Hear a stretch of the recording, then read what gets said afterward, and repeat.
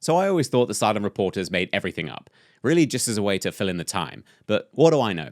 Because Charissa Thompson, who's a sideline reporter for Amazon Prime's Weekly Game and for Fox News, set off what can only be described as a shitstorm when she openly boasted about making up reports.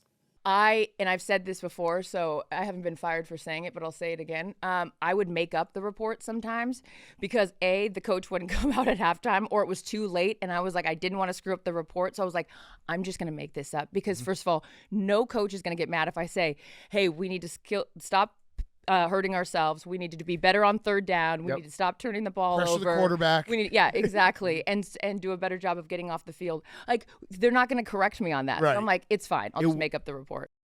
And a bunch of other sideline reporters came out and slammed Charissa Thompson for apparently sullying the heroic world of sideline reporting journalism. But this does raise a bigger question. Why is sideline reporting a thing? All you're doing is getting the most generic answer from a coach who's distracted by way more important things than your deep and insightful question of, you're losing. What do you need to do to turn things around? In a bad way, Charissa Thompson is at least right that coaches say the same cookie-cutter answer every single time. But if that's true, why bother asking the question? Bill Burr made this exact point.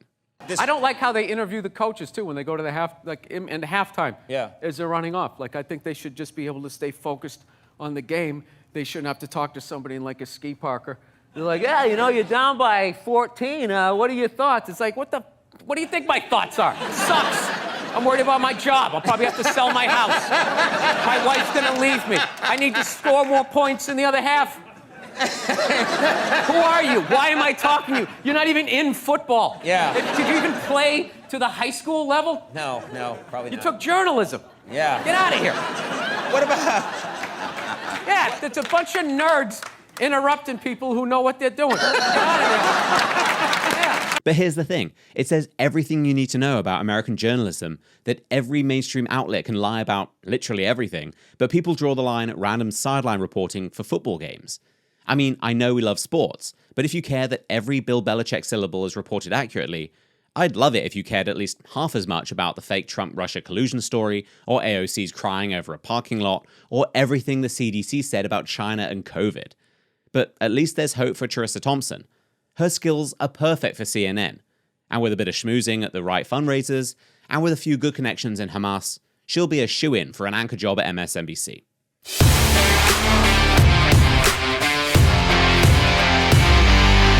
So we all know that everything today is racist, but apparently that includes everything in history too. According to the BBC, the Black Death in the 1300s was racist. I guess we should start calling it the death of colour. Here's the article, which is really just amazing. Black women most likely to die in medieval London plague. Black women of African descent were more likely to die of the medieval plague in London, academics at the Museum of London have found. The study is the first archaeological exploration showing how racism influenced a person's risk of death during what was known as the Great Pestilence or Great Mortality. The research is based on 145 individuals from 3 cemeteries. The outbreak is believed to have claimed the lives of 35,000 Londoners. Data on bone and dental changes of the 145 individuals from East Smithfield Emergency Plague Cemetery, St. Mary's Graces and St. Mary's Spital form the basis of the study. This primary data was then examined by applying a forensic anthropological toolkit to estimate whether the bones were likely to have come from someone with African heritage. It found there were significantly higher proportions of people of colour and those of black African descent in plague burials compared to non-plague burials of 3 cemeteries. The report said, there is a significantly higher proportion of people of estimated African affiliation in the plague burials compared to the non-plague burials, 18.4% versus 8.3%.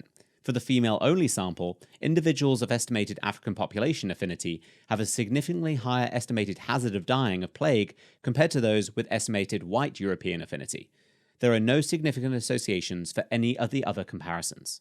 The likelihood of dying from the Great Pestilence was highest amongst those who already faced significant hardship, including exposure to famines that hit England during this time.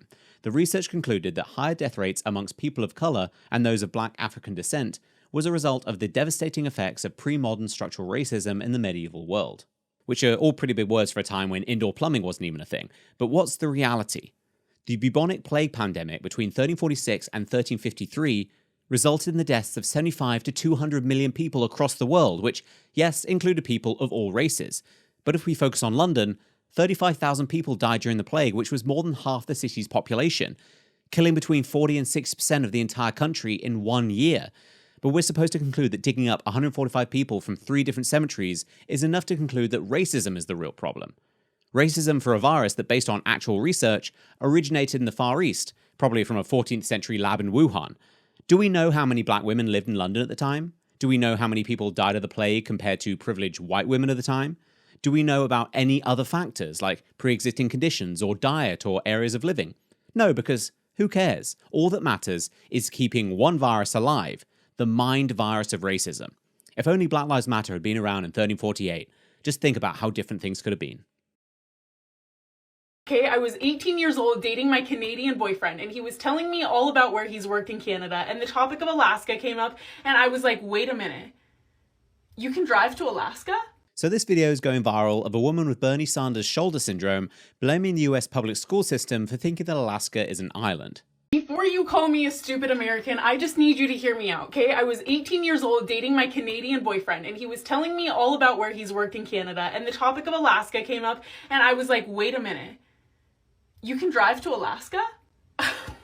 I have questions. I have so many questions for the US education system, okay? I graduated high school with A's and B's. I was a good student. This is absolutely criminal. The list of things that I didn't know about Canada, about the United States, about geography as a whole, it's just appalling. It's criminal. And I know what you're thinking. You just must be stupid. You just must not know geography. It must be a you thing. No, it's a US thing. Elise Myers on TikTok also mentioned that she had this realization in adulthood. Her comments are overflowing with people, adults, that have had the same realization after graduating high school. What? I'm going to tell you why I genuinely think this is happening to people, because although the curriculum obviously needs some help, we need a good revision, an overhaul of the entire curriculum at this point. This is the map that we studied in 8th grade world geography when we went over the US of A, okay? We did Canada, a complete separate unit, and obviously they need to be put side by side. We need to understand them in reference to each other. And before you're like, Sabrina, you really think that it's an island down by Hawaii? No. I know that Alaska is cold. Everybody knows that Alaska is cold.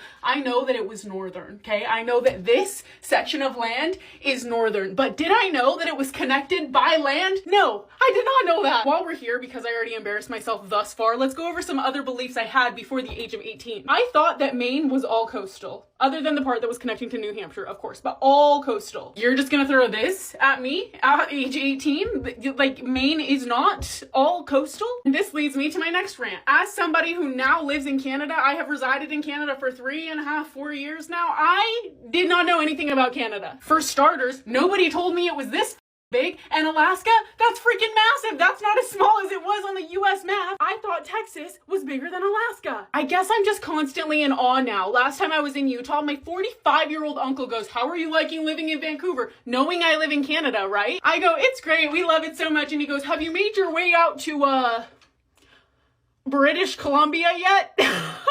I can't make this up, okay? And let me just translate that to you if you're American and you don't understand how ridiculous that is. How do you like living in LA? Oh, it's great. Thank you for asking. Have you made your way out to California yet?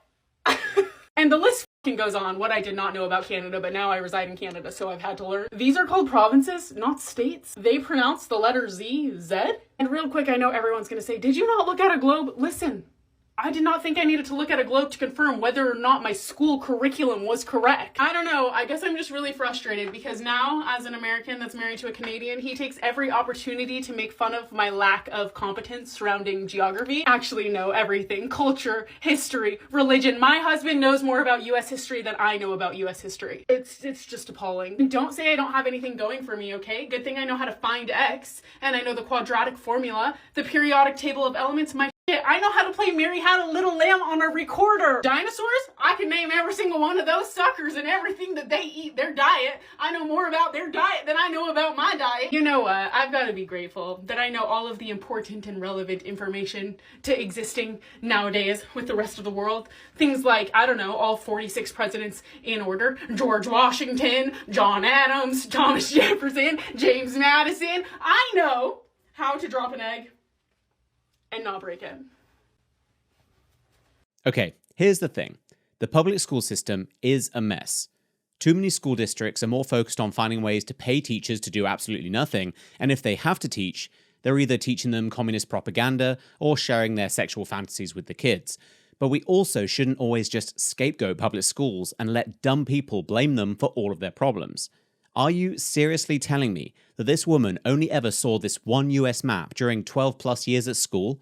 No, I do not believe that her school was so uniquely shitty that she was never exposed to the idea that Alaska is connected to Canada. This is really a symptom of two things. One, people are somehow dumber than ever before, despite having access to more information than the entire history of humanity. Two, there's a weird fetishization of being stupid and just blaming other people. Here's the real problem with our culture. These days, nothing is your fault.